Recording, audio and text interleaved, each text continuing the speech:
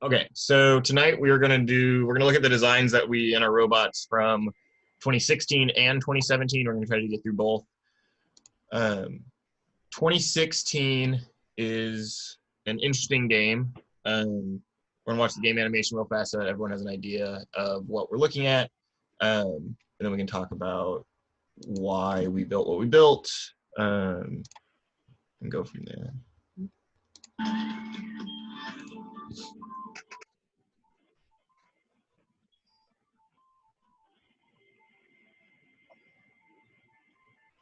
Oh, it's Stronghold.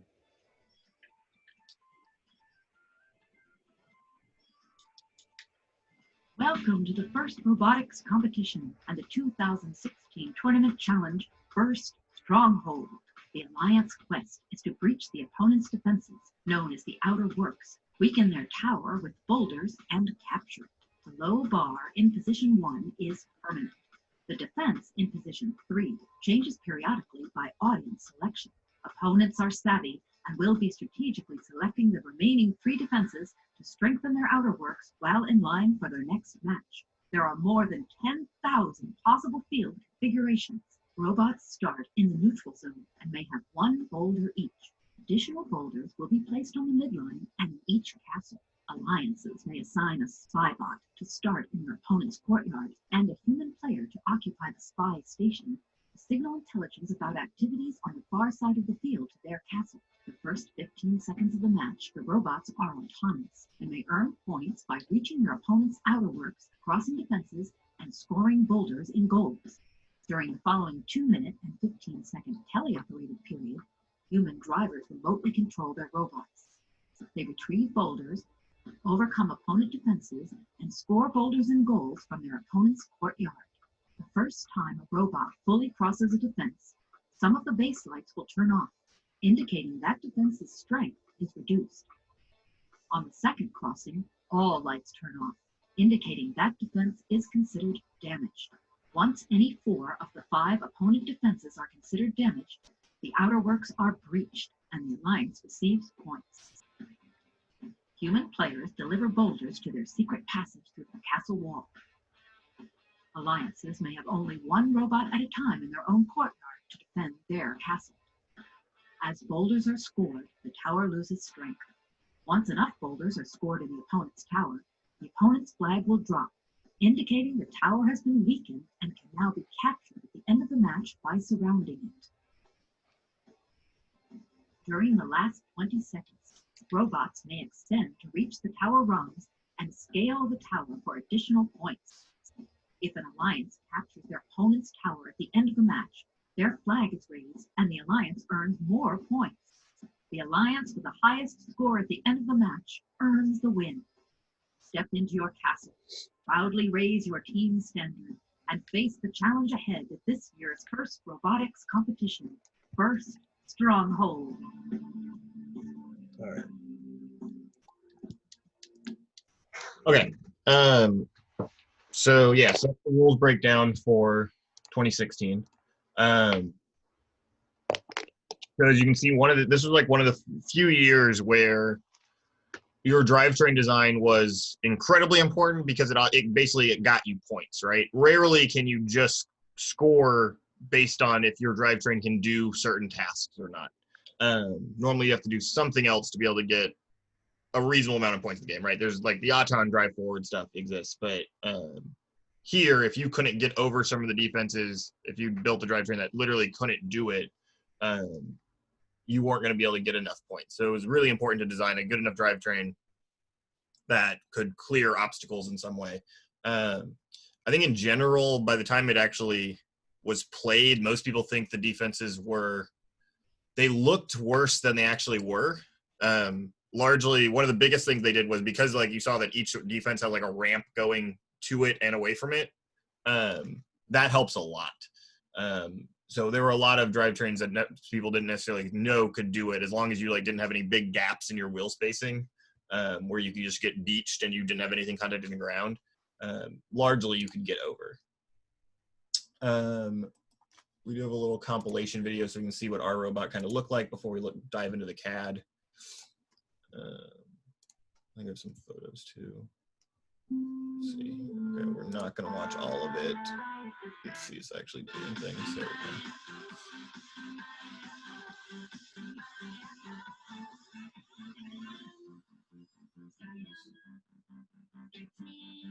So this is it, largely just going over defenses. We do not need the music for this.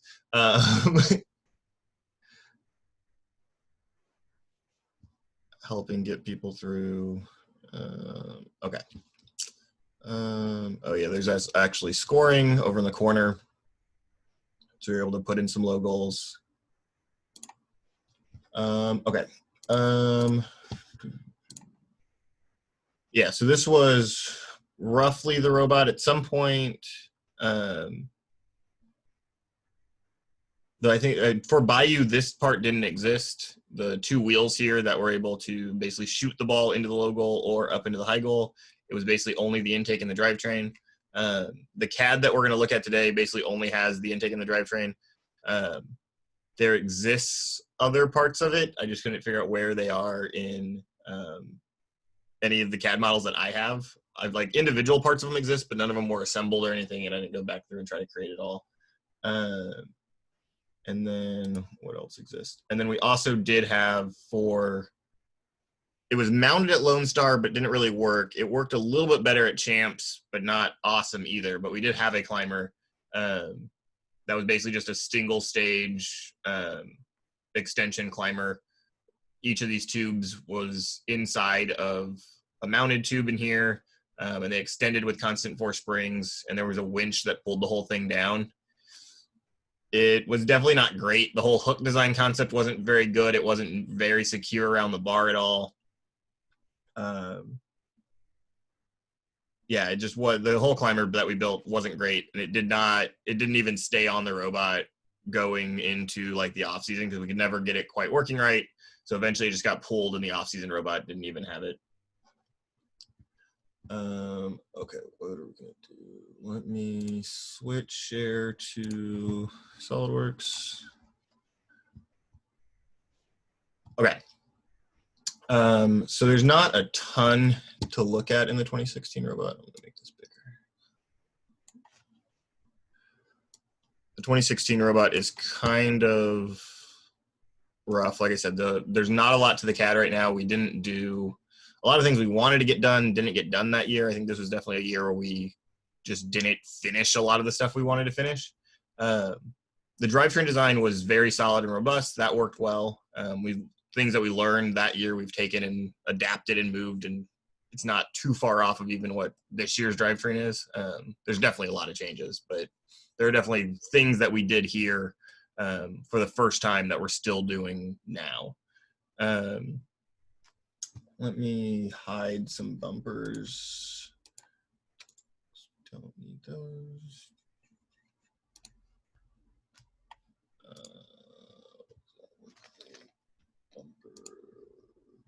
Nope, that's way too much.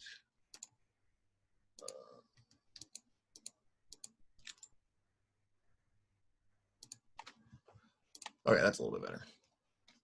All right, so the basics of the drivetrain was that it was a 8-wheel drive with 8-inch pneumatic tires. So they're actually, the ones we actually ended up using are mountain board tires, which worked really, really well. We definitely had too much of a drop. So that's not what I wanted to do. My shortcuts aren't here. So it was a good, I want to say 1/4 of an inch, but we'll look in SolidWorks and find out. And for some reason, we're in millimeters for some unknown reason. But yes, it is 1/4 of an inch because it's 12.7 millimeters. So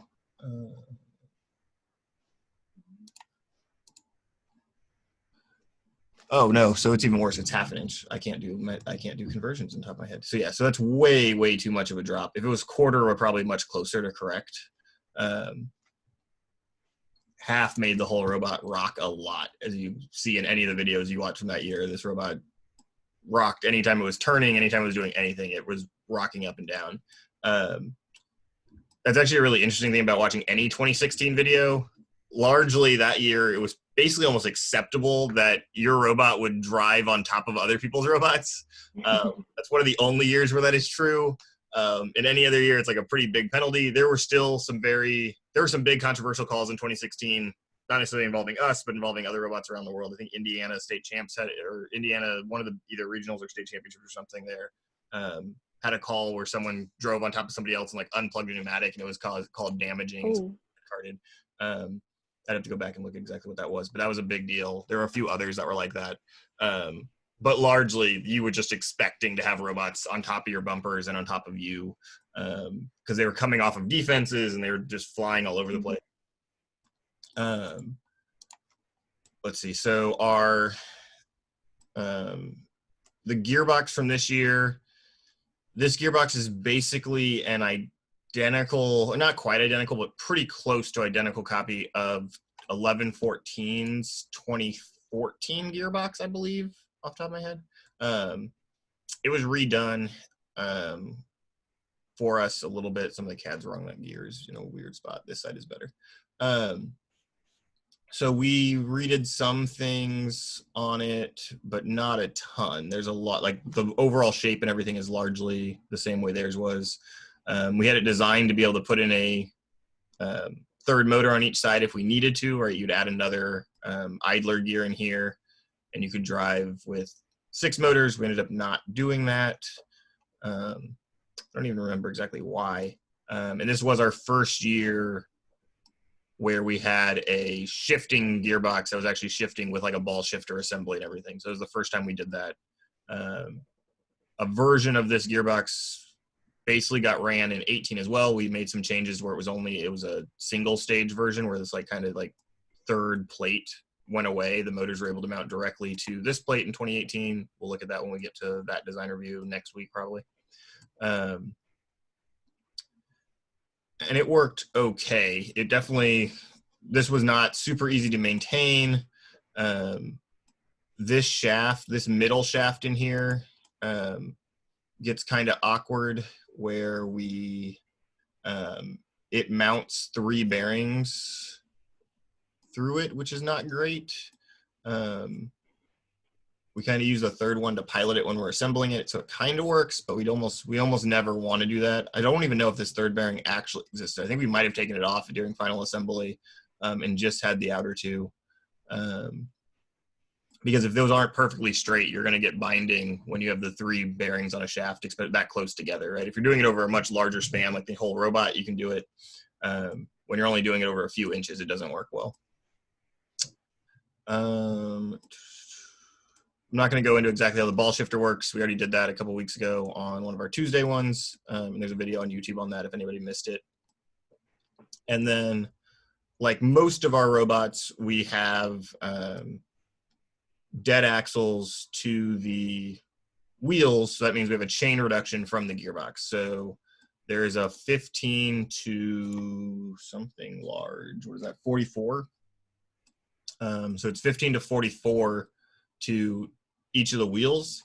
And then one of the things we knew part of the design was we didn't want to have the chain run down here. If we just connected this sprocket to this sprocket, we knew we would have there'd be like this exposed chain kind of under the tire, which might get hit by one of the defenses or something. One of the ways we could have avoided that is we could have smaller sprockets instead of having 2 44s here to connect together. We could have had like a 22 and just gone straight across. They would have still been spinning at the same speed, but you still end up having that chain run there. And we were just trying to avoid that. So what we ended up doing was we had idler sprockets up here. So these sprockets, these are actually just spinning on bushings.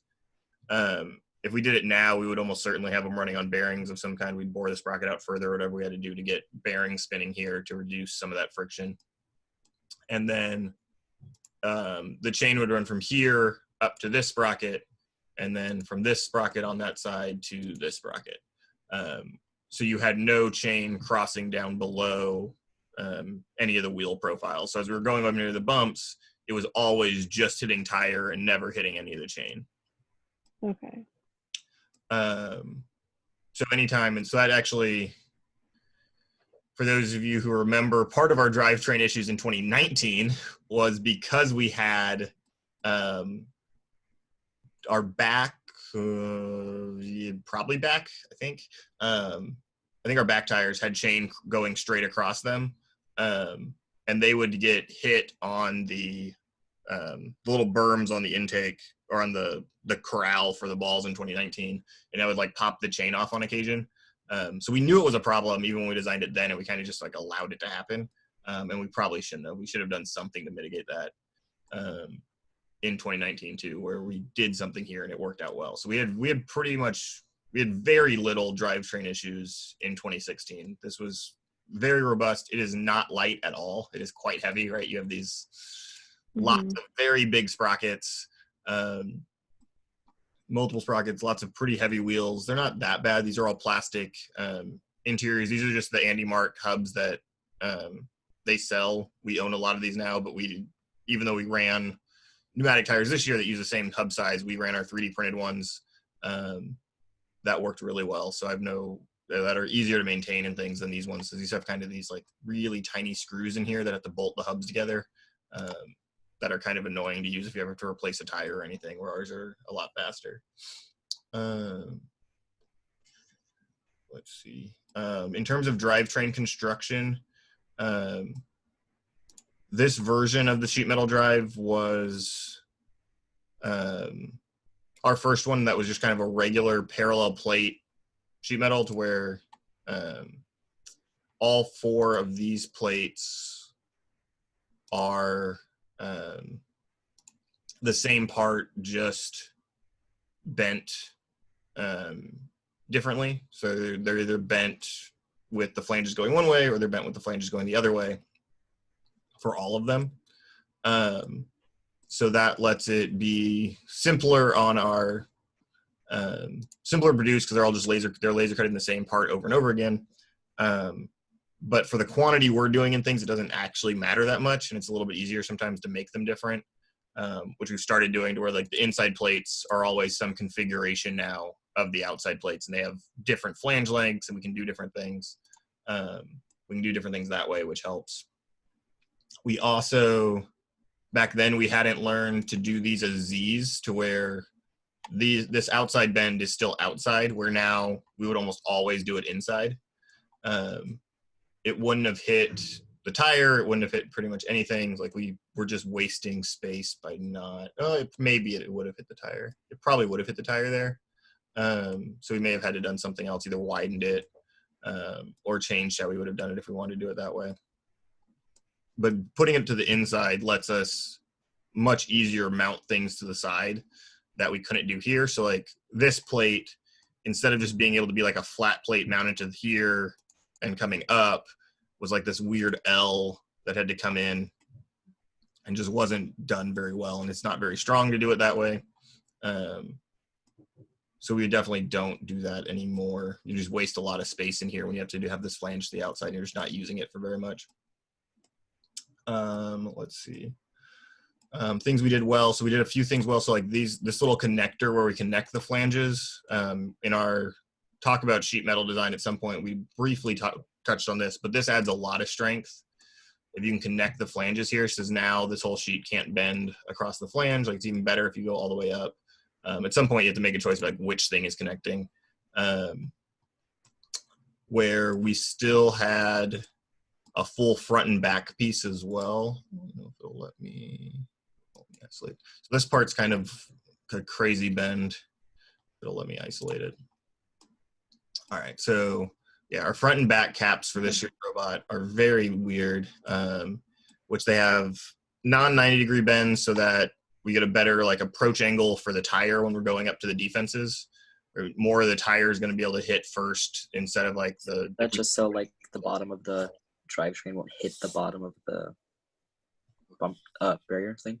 Right. So yeah. So if this was a square, you would hit the corner of this chassis first when you're running into things instead of the wheel. So that as the wheel's mounted in here, you have a large section of the tire that would kind of show in here. I can show you when I pull the whole robot back in a second.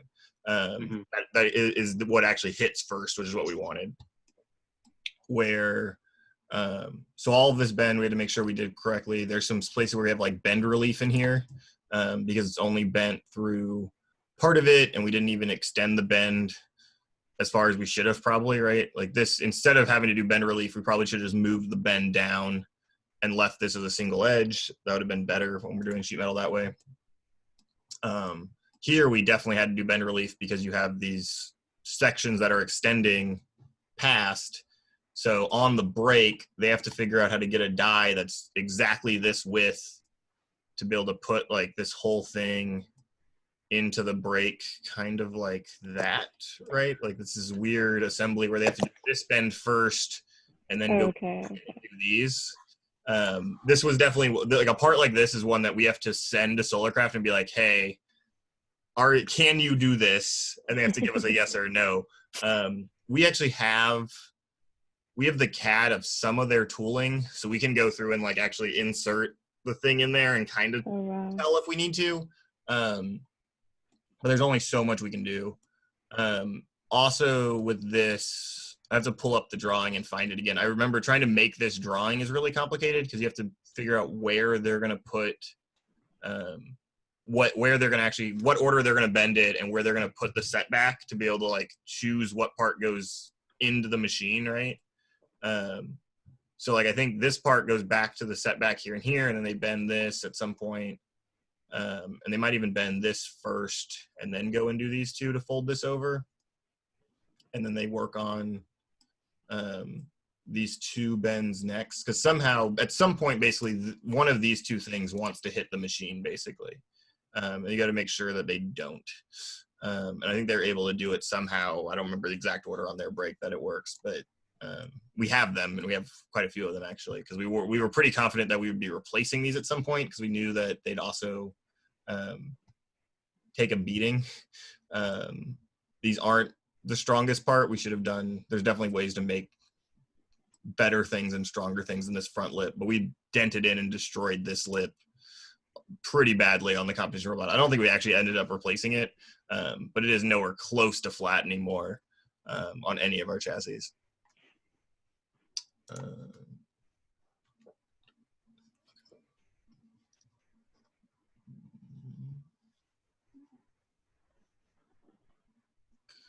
SolidWorks. There we go. Yeah, so here you can see kind of that tire profile, right? By cutting this back, you get all the way up to almost halfway across the tire being exposed. So as long as you're hitting in here, you can start climbing on anything. What else did we do that year? So we also, I don't actually know if these got put in every spot on the competition robot, but these were to reinforce where the tube axle had bolted all the way through. So the wheel still had like the tube axle here, but we had slots. These ones were slotted, so you could kind of like pull them up into the slot. Don't remember if these were all actually installed on the competition robot or not. But the end goal was basically to try to stop any spots on this place from like bending or flexing weirdly, because we knew it was going to take a lot of impact. We were going to actually like land with this robot, right? Very few of our robots are designed to have to like jump off of anything and come crashing to the floor. This robot definitely was. At one point, I remember when we built this, we built the vast majority of the chassis, and at some point we just like took it in the hallway. Me and one other student held it up at like 3 feet off the ground and just dropped it. Oh no. Like, we didn't know what happens because hopefully it doesn't break. But it just like bounced around and it was fine. So we're like, all right, it's probably good enough. Because we knew it was going to have some decently big falls. One of the reasons why it had pneumatic tires was to try to absorb some of that shock. So we just had never built anything where we knew it was going to have to do that. Let's see, is there any other? Yeah, there was a lot of Symbot inspired stuff. All the lightning holes are just circles the same way 1114 did it. I think Yan did most of this drivetrain design. I'm almost certain he did. And so he did a lot of Symbot inspired design elements here. Any other questions about the drivetrain or the chassis? I have a quick one. How are the supports like holding on to the outside? The support backs. How are the supports? Which one are you talking about? Like These? for like no, for the wheels. Like the little ones you just pointed out. Oh, how do these? Yeah, like how are they staying on? Oh. Is there a hole or something? Yeah. So there are. So this whole. So the whole thing is bolted through here, right? So this is the main quarter 20 bolt for the wheel. So there's a quarter 20 bolt that goes through here all the way across. Okay. But then these 4 outer holes were designed to be rivets. And I think it's Okay. That's what I was thinking. Yeah, so they were designed to be rivets, but I don't remember if there was a problem with like the valve stem hitting. Like I said, I don't remember if even any of them. I don't remember if all of them or only some of them got removed. Because at some point something was contacting a few of them. So at one point we also looked at tapping these inside ones. That actually might have been how they were lasered. They might have been lasered to be tapped. Because this is still clearly a smaller hole, right? Right. So I think it might have been lasered to be tapped because we weren't sure if we were going to tap a rivet, and we could always just drill out if we we're going to rivet. And so then it could be bolted through and just tapped if we get the right size bolts to get something like that. But I have to go back and look on the actual comp version to see if those are actually in place or not. Okay. We ended up not needing those probably. I don't think that ever, because I know they weren't all installed, and I don't think they actually ended up being that useful of a part anyway. It's definitely one of those parts where it's more annoying to have Solarcraft laser them than it is even useful to us to do. Because we have there's a bunch of these sitting around the lab, I'm almost certain, because we ordered, I don't even know, right? If you look at this, there's 6 just on this outer plate, which means there's 6 on the other plate, right? And then, so you're at 12, you're at 24 per robot. Order enough at least 2 for 2 robots, now you're at 48. Plus some spares. There's 50 something of these little 1 by 1.5 discs. They are. Yeah, at that point we should definitely.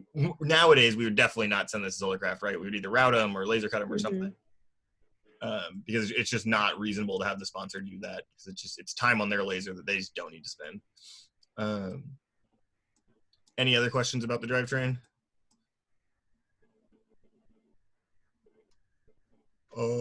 Okay, so moving on to the other part that we have in CAD, the intake. This was a weird concept. So part of what we were trying to do, I'm still not entirely sure why we did it this way. I have to go back and try to read through some of the notebooks and stuff to try to remember exactly how it all worked. But the basic goal was that we would use our intake to be able to grab a ball and hold the ball because you're still trying to go into the low bar at this point, right? So all of this had to be under 16 inches or whatever the low bar height was. And so we knew that when this was down, we had to be under that height. And when we were up, the goal was to be able to feed the ball back down and like score in the low goal if we needed to. And then kind of the design concept we had running that sort of eventually worked was that the shooter would basically take the ball from here and then shoot it up kind of out this way and into the high goal. By some point in the off season, we did have it mostly working. I want to say it was Roundup when we were actually shooting in the high goal pretty well. But we just never got it working in season to where it was competitive during an actual competition. So the intake design is not great. So pivot assembly in general, just kind of starting at the very bottom. We had these like L plates to mount it instead of something now would definitely just be like 1/4 inch Lexan off our drivetrain rails the same way that this year's intake is mounted, where we bring the plates up, where either Lexan or aluminum, whatever we want, but we're able to bring them up off the sides and can support that a lot better without having to go through this bend thing, right? Can you imagine like if something happens to this plate and it's riveted here, having to pull this and try to like drill out these rivets is just awful. It's just not a good setup in general. Figuring out like the shape of this plate, right? It's just a rectangle for no real reason. We were doing some things. There was a lot of like mixed manufacturing, but not in like any good way. So a lot of it is sheet, but then some of it is like extrusion. And this is like, we thought the polycarbonate tube would make sense here, but it doesn't. Like, we definitely broke polycarbonate tube here. So this is 2x1 polycarb in CAD. And it was 2x1 polycarb for at least part of the time on the robot. I don't think it ended that way, but it might have. I know we definitely at one point sheared the polycarbonate tubing right here at the end of this gusset and just broke it completely off. Where flat plate polycarb can withstand it a lot more, especially when you put a bigger area on it and things. So if we had we done this out of like 1/4-inch polycarb in some normal way, we would have had something out here, the part that's actually impacted, all of this would have been polycarbonate, and this could be aluminum. So then when it gets hit, the polycarb's able to flex out there, but you keep your rigidity in your actual mounting part of the robot, where this is going to move up and down and things. We just, at the time, we couldn't do, we could have routed all of this. It would just taken a lot longer, and our router is never super accurate. But it would have probably been better off had we just routed this out of polycarb even that season, instead of trying to put the flex back into like this tube area. We were using these rather large, like kind of, I don't know, stout cylinders, right? This is a, what is this? This is a 32 millimeter diameter. I think that's true. Yeah, SDA 32X. So this is 32 millimeter diameter by 75 millimeter stroke. So that's like 32 millimeters is over an inch, 25, 7. It's like 1.25-ish almost, somewhere in there. A little over, yeah, somewhere about that. And then 75 millimeters is 3-inch stroke. So this is a rather large bore cylinder, so it takes a lot of air to actually move our intake up and down, compared to most years now or most of our intake cylinders are like 3/4-inch bore and anywhere from 2 to 4-inch stroke. So this is still about the same stroke, but you end up putting just a huge amount more volume of air in it when you increase diameter that much. Right, because what am I saying? Area is squared to diameter. So then every little bit of diameter increase exponentially increases your volume of air, like your actual area, which is the big part. So the reason we did that was we did not have a very good lever arm in this design, right? Like we're pushing, here's the pivot, there's the cylinder. We're pushing at a very weird part of the circle to actually be able to move this thing up where we want it, and it's like folding over 90 degrees. I don't think this one's not gonna let me put it in the up position. But you can imagine when it's in the up position, it's not quite crossing this pivot, but it's laid down pretty flat to the pivot, and just needs a lot of stroke to be able, or it needs a lot of force to be able to move it from here. Where if we had it pulling from some other plane, either up higher or farther forward, you can get a lot longer lever arm and use, and hopefully use less air to do the same task if you get a better mechanical advantage on it. Part of what we were trying to do was to keep everything, I want to say we were trying to keep everything inside of this plane for some reason. I don't remember exactly what we were planning for the back end, but there was something that needed to take up space that never existed. I think there was either like a defense manipulator or something that was going to do the portcullis or like the big fence thing that went up and down. Something like that was going to be on the back and like part of the climber or something. That I don't think none of that initial design ever existed. Like it never actually even got catted, I don't think, or any version of it really did. So it ended up not mattering that much, but that was part of it. We didn't want to take up this entire length with a longer, smaller bore cylinder to be able to do the same thing. So we use these really beefy ones. It worked, it pushed it up and down, but it definitely used more air than needed had we had a little bit better setup on it and made a more optimal linkage. Let's see. Yeah, it had to have like these weird sheet metal parts because it's not a normal cylinder that you can just like bolt through. So we had to like custom make these little tiny sheet metal parts. These aren't flat for some reason, but these aren't bent. These were bent down to be able to sit in here. So there were 2 of them per cylinder, and you had to have like bolts going. You had to have bolts bolting it into place to allow it to pivot. And then the actual intake, this was our first year doing 3D printed rollers or 3D printed pulleys. So we had printed pulleys on spinning on tube axles. So there were just lengths of, so there were lengths of 1/2-inch tube axle running this whole thing, and there was threaded rod running all the way through each of these. And then on the shafts were, what is this? This is 1.25" OD, 1.125" ID. So the bearing can sit, the bearing sits or gets pressed inside the tube.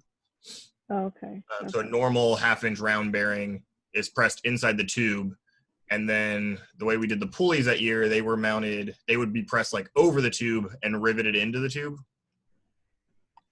And that worked okay. This one is, I don't know what's happening here. There should be another pulley on this end is my guess. Somehow this has to get power, right? And it clearly doesn't right now. I'm pretty sure there's a pulley on this end. So I think this motor drove here. This one drove back to there. And there was another one on this end that drove to here, I think. I think that's how that worked. So yeah, so there's a little motor cage thing with a bag motor and a versaplanetary in here. Again, we used to not nearly design as much stuff, so we had it designed to where like you could just like, you're like, oh, we don't know how many stages we need. Maybe we need like 4 stages of versaplanetary. That seems not reasonable. Like that's way too much. Don't do that. But there are all the holes to be able to like mount it at however many stages of versaplanetary we wanted. That seems a little much now. And for some reason we weren't doing any, I don't think there's any reduction here. I think these are the same pulley diameters. Is it gonna tell me what pulley that is? That's 24. I think this is 24 too. Yeah, so that's also 24. So it was 1-to-1 here. So we didn't get any, we didn't include any belt reduction where we had a clearly obvious place where we could have. So we almost certainly should have had a smaller pulley here to just use some of that reduction, right? If we had 18-24, we could have probably saved at least some part of the gearing in here. And that makes it a little bit easier to do.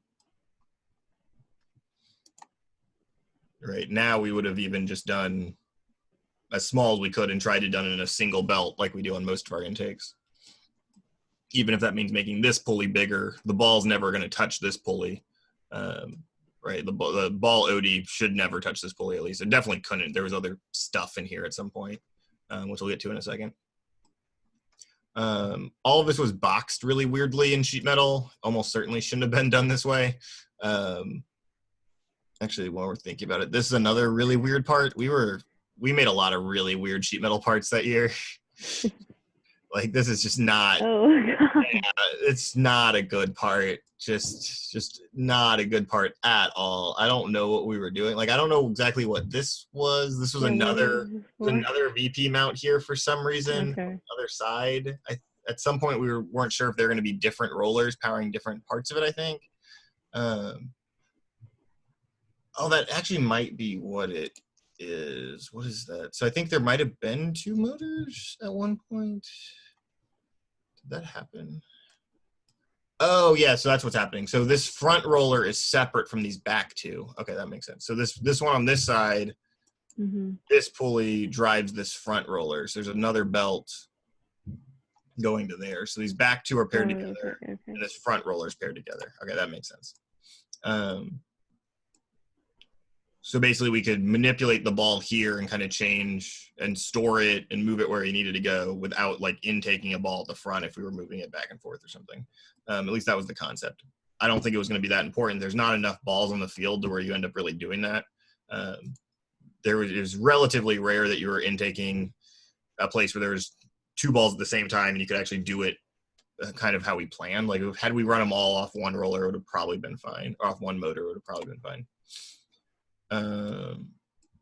Let's see. The outer edges here had some plastic on them so that when we were riding, like these were what pushed down some of the defenses. So like the little like teeter-totter was called the Cheval de Frise that year. Cheval de Frise, however you pronounce it. CDF is what everyone ended up calling it.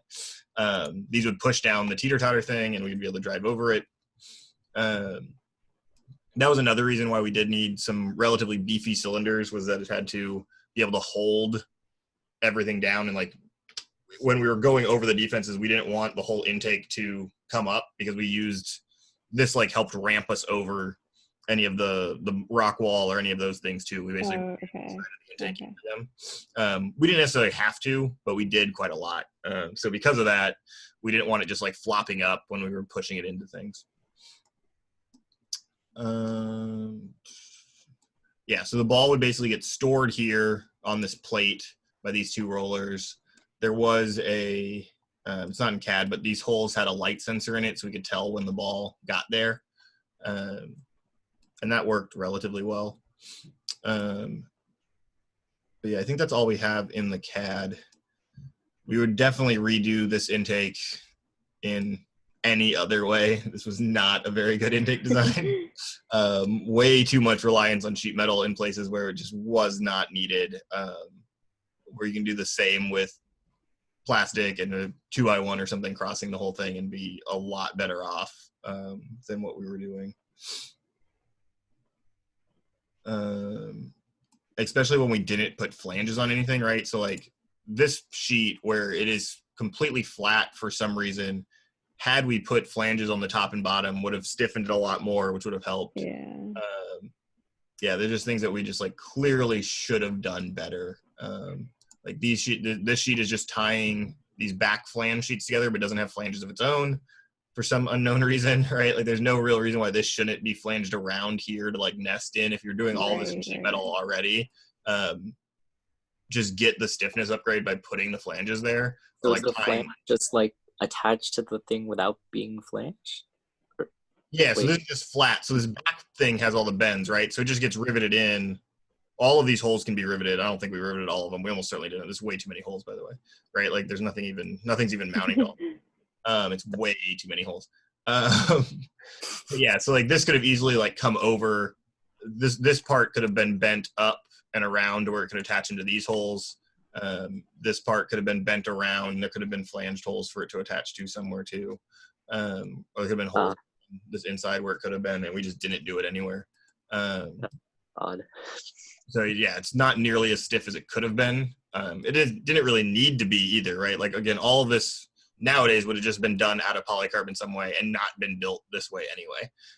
Everything gets much lighter. We get a motor mounted off the side like we do nowadays, where we just have the little 3D printed spacer block to mount the Neo or whatever out here.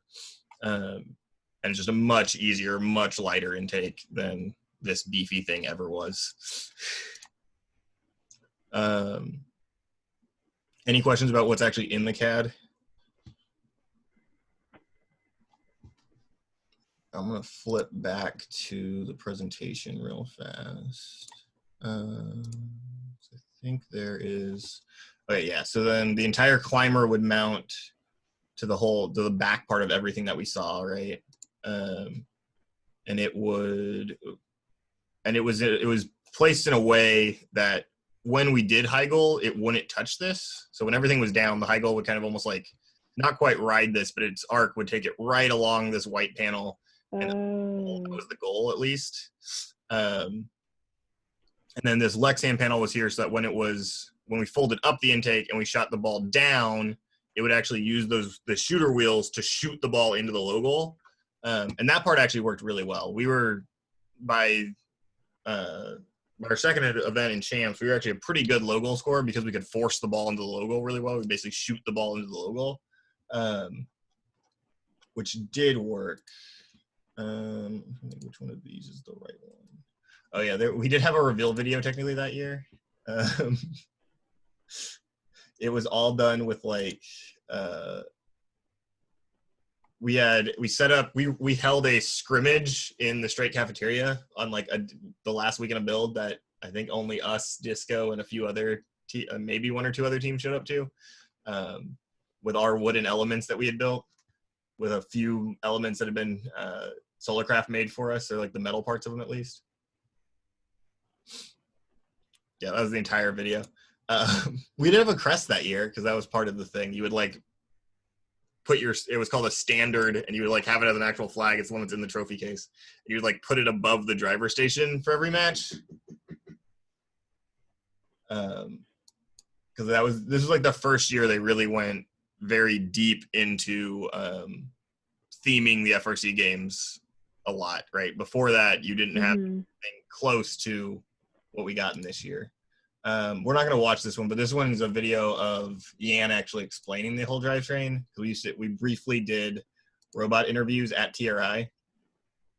So there's a whole like video of Yan explaining how the robot works. I think he explains the drivetrain and some parts of the pneumatic system or something in it.